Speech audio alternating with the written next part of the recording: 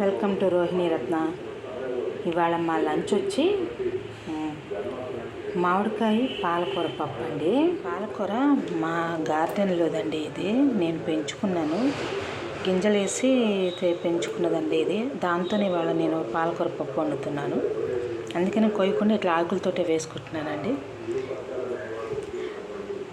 నేను ఒక టమాటో కూడా వేసుకుంటున్నాను, చిన్నది మామిడికాయ, ఉల్లిపాయ, పచ్చిమిర్చి వేస్తున్నాను.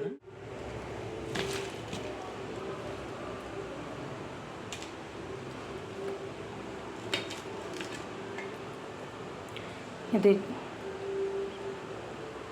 ఈ టెంకి కూడా వేస్తున్నానండి. టెంకి కూడా వేసుకుంటే బాగుంటుంది పుల్ల పుల్లగా తినేటప్పుడు.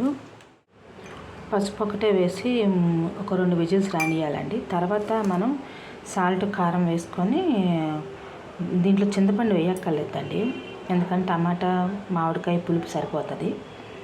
నేనైతే అట్లా వేస్తాను. మీకు ఎవరికి ఇష్టమైతే వాళ్ళు వేసుకోవచ్చండి.